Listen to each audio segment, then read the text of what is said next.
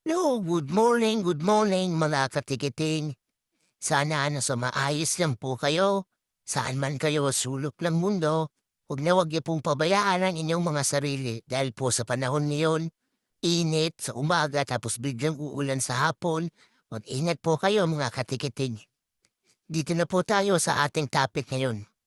Gaya po ng sinabi ko, hindi lang po ticket ang pwede niyong pagkakitaan. Meron po tayo ditong ilang products na nasa kamay ko na pwede niyong ibenta dito sa Unified Product and Services. Iisa-isahin ko po at ipapakita ko po ang kanyang mga benefits. Dito po tayo sa barley.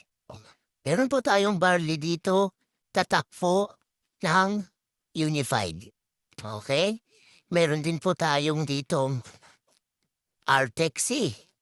Tatak din po ng Unified po yan.